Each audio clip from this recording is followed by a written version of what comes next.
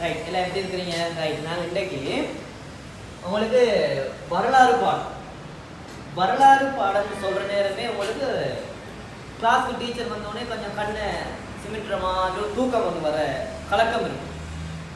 Right, இது வந்து பொதுவாகவே வரலாறு பாடம் சொன்னாலே பிள்ளைகள் சொல்கிறது போரிங்கான பாடம். என்ன அப்படி இல்லை, வரலாறுங்கிறது வந்து ஒரு தெரியும் உங்களுக்கு. வரலாறு ஆங்கிலத்தில் சொல்லுவது நாங்கள் ஹிஸ்ட்ரி, ஸ்டோரி. என்ன ஸ்டோரி, கதை.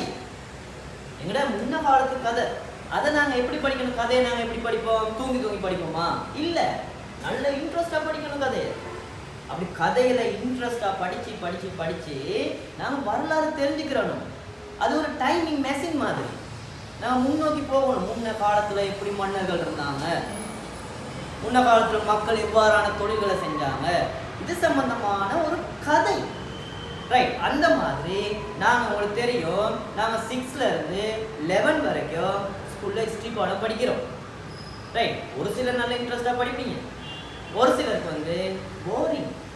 இனி எப்படி இல்லை, எப்பயிலேருந்து இல்லை, இந்த செகண்ட்லேருந்து அதை மறந்துடும். நாங்கள் இந்த ஹிஸ்ட்ரி வித் நவாங்கிற யூடியூப் சேனல் மூலமாக உங்களுக்கு வரலாறு பாடத்தை மிக மிக மிக இன்ட்ரெஸ்டாக நாங்கள் உங்களுக்கு சொல்லித்தர போகிறோம். ரைட், அதுக்கு முன்னுக்கு நாங்கள் இந்த வீடியோக்குள்ளே போகிறதுக்கு முன்னுக்கு இந்த ஹிஸ்ட்ரி வித் நவாங்கிற சேனலை சப்ஸ்கிரைப் பண்ணிக்கிறோம். அதுக்கு பக்கத்தில் இருக்க பெல் பட்டனையும் கிளிக் பண்ணிக்கிட்டு அடுத்தது நாங்கள் இன்றைய தலைப்பு வரலாற்றை கற்பதற்கான மூலாதாரங்கள்ங்கிற கிரேட் 10 பாடத்தில் முதலாவது அளவுக்கு போவோம். ரைட் மாணவர்களே, நாங்கள் இன்னைக்கு வரலாறை கற்பதற்கான மூலாதாரங்கள். முதல்ல எங்களுக்கு வரலாறுனா என்னன்னு தெரிஞ்சிருக்கோம். அதாவது உதாரணம் சொல்லுவோம், ஒரு போலீஸ் கேஸ் ஒன்று வந்துருச்சு, ஒருத்தர் கொலை பண்ணி போட்டான். இப்போ நாம் போகிறோம், அது அந்த கொலை எப்படி நடந்துச்சு, எவ்வாறு நடந்துச்சு, அதுக்கான ஆதாரங்கள் என்ன, இது சம்பந்தம். நான் இன்னைக்கு பார்க்க போற முதலாவது யூனிட் வந்து வரலாற்றை கற்பதற்கான மூலாதாரங்கள்னு சொல்றதுக்கு முன்னுக்கு வரலாறுனா எங்களுக்கு என்னன்னு தெரிஞ்சிருக்கோம். வரலாறு அதாவது ஆரம்ப காலம். யார் ஆரம்ப காலம்? எங்கட மூதாதையர் இந்த உலகத்துல எப்படி வாழ்க்கைக்காக என்னென்னலாம் விட்டுட்டு செல்லிருக்காங்க. இது சம்பந்தமா ஒரு சுவாரஸ்யமா கதை படிக்கிறவர் யாருக்காச்சும் தூக்கம் வருமா? பிள்ளைகளே, தூக்கம் வரவே கூடாது. கதை யாராச்சும் பாட்டி கதை சொல்லி தூங்க வைக்கிறது வேற. இது வந்து ஒரு இன்ட்ரெஸ்டான கதை பார்க்க நிறைய. வரலாறுங்கிறது இறந்த காலத்தை பற்றி இப்ப நாங்க நிகழ்காலத்துல கற்று எதிர்காலத்தை திட்டமிட போறோம்.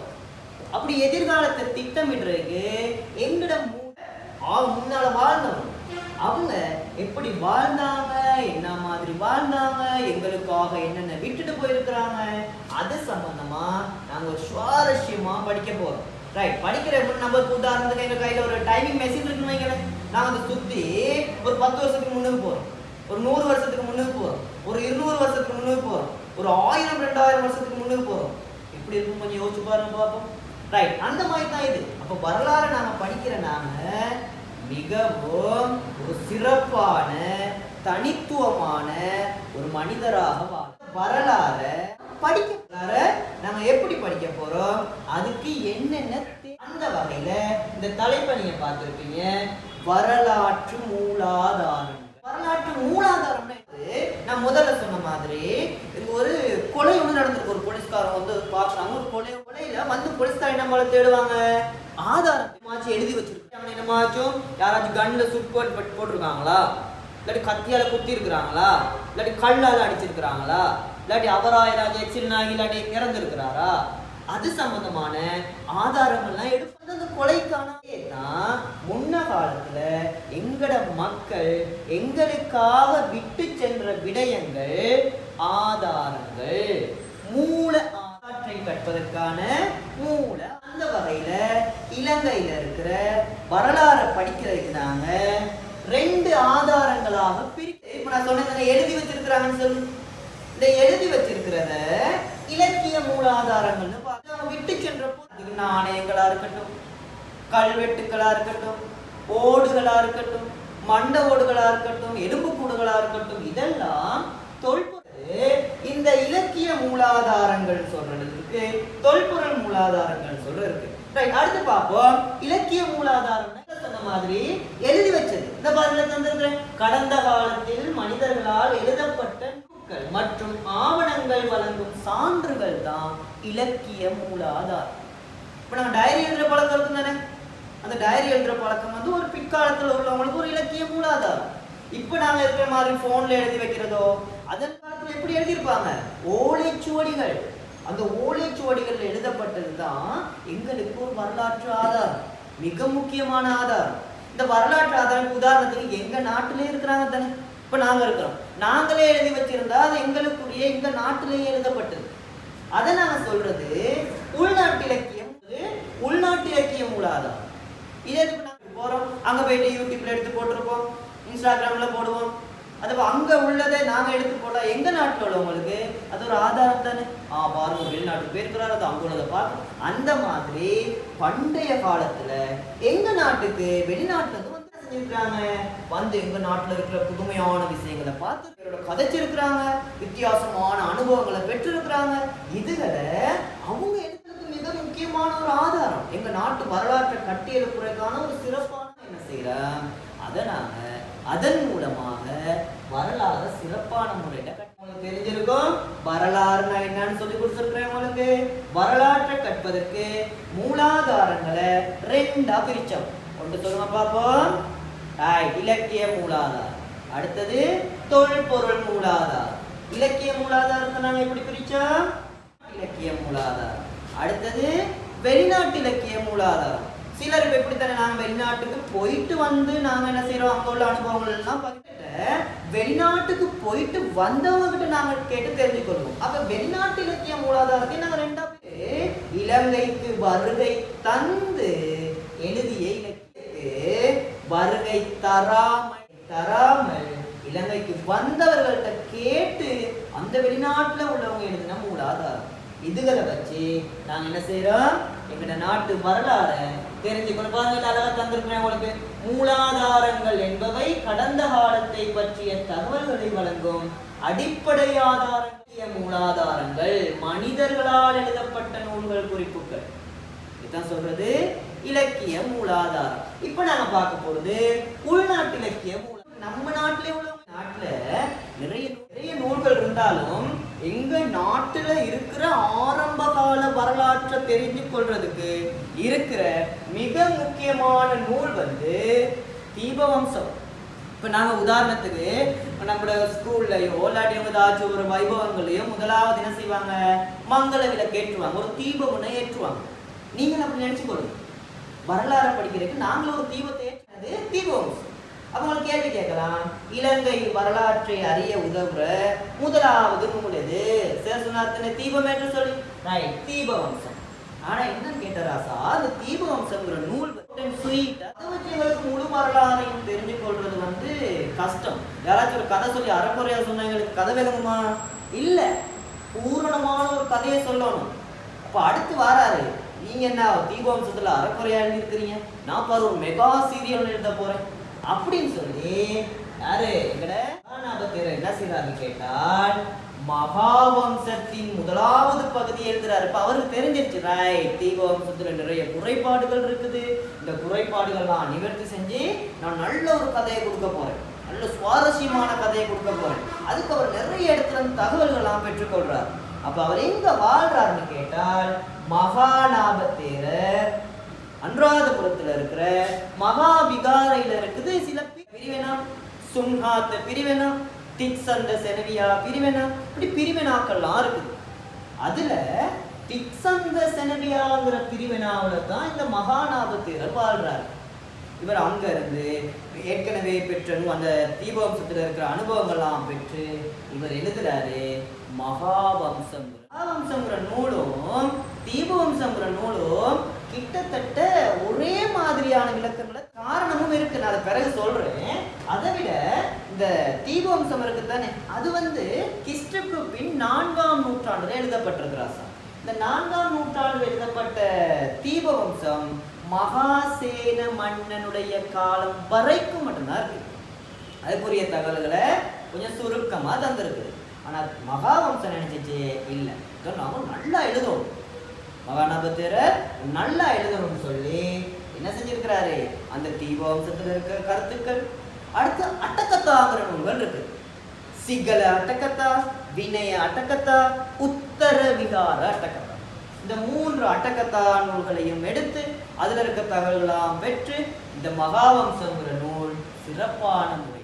அப்ப இதை நான் உங்களுக்கு இலகுவான முறையில மகாநாபத்தேரர் இருக்கார் தானே, அவரை ஞாபகம் வச்சுக்கிட்டு அவரை சொல்லிக் கொள்ளுங்க. நீங்க சின்ன விடயத்துக்கும் உலருவாரு, சின்ன விடயத்துக்கும் உலருவார். சின்ன சிகல அட்டகத்தா, விடயம் வினய அட்டகத்தா, உலருவார் உத்தரவிகா விடயத்துக்கும் உலர். மகாவம்சங்கிற நூல் இதுக்கு என்ன செய்யணும் கேட்டா, இது நம்மளுக்கு எல்லாம் வாசிக்க இயலாது. ஏன் பாலி என்ன செய்யறான்னு கேட்டா, பிற்காலத்துல இதுக்கு உரை எழுதுறாங்க, கொஞ்சம் தெளிவுபடுத்துறாங்க. அதை தெளிவுபடுத்துற நூல் வம்சத்த பகாசி. வம்சத்த பகாசி, அதுக்கு இன்னொரு பேர் இருக்கு. ஞாபகம் வச்சுக்கொள்ளுங்க. மகாநாபத்தேரர் வம்சமே டீ குடிக்கிறது ஞாபகம் வச்சுக்கொள்ளுங்க. மகாநாபத்தேரோட வம்சமே டீ குடிக்கிறது ஞாபகம் வச்சுக்கொள்ளுங்க. சும்மா ஞாபகப்படுத்துறேக்கா. அப்ப டீக்காவ வம்சத்த பகாசி. ரைட், இதுல உங்களுக்கு கேள்வி கேட்பான். எப்படி கேட்டா, வம்சத்தின் சிறப்பு.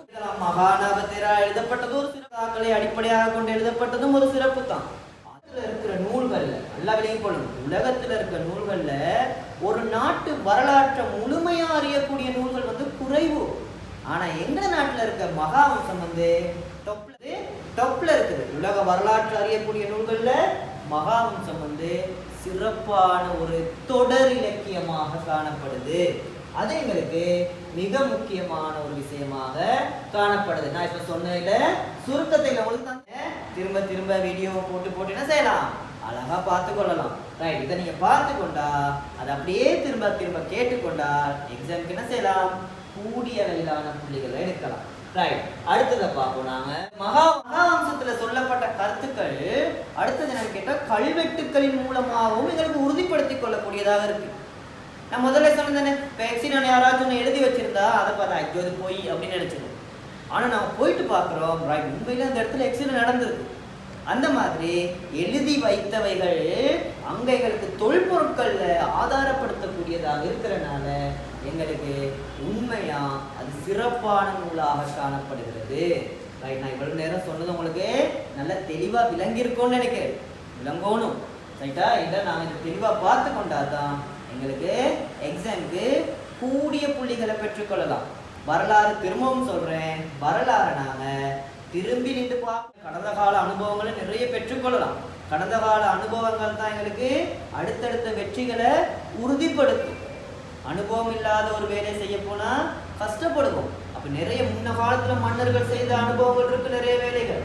ஒரு குளத்தை கட்டி இன்னமே வெளிநாட்டுல இருந்து வர்ற இன்ஜினியர்மார்கள் கூட என்ன செய்யறாங்க, எங்க நாட்டுல இருக்க குளங்களை பார்த்து பிரமித்து போறாங்க. இப்படி கட்டின காலத்துல மாதிரி கணனி வடிவமைப்பு இப்ப இருக்கிற மாதிரி ரோபோஸ் இயந்திரங்கள்லாம் இல்லையே. அப்ப எந்த அளவுக்கு அவங்க தொழில்நுட்பத்தை பயன்படுத்தியிருக்காங்கிறத எங்களோட தொல்பொருட்கள் தான் மிக முக்கியமான ஆதாரங்களாக இருக்குது.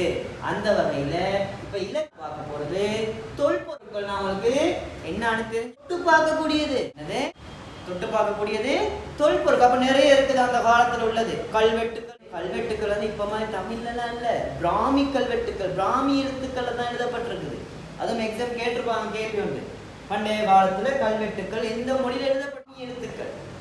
ரைட், அதுக்கு முன்னது இந்த இலக்கிய மூலாதாரம் அப்படி சொல்லி கொடுத்தானே, இந்த இலக்கிய மூலாதாரங்களோட நன்மை, இலக்கிய மூலாதாரங்களை நாம ஏன் கவனமா பாதுகாக்கணும், இலக்கிய மூலாதாரம் படிக்கிற நேரம் என்னென்ன விஷயங்களை கவனத்துல நம்ம தெளிவான விளக்கங்களை அடுத்தடுத்த வீடியோஸ்ல பார்ப்போம்.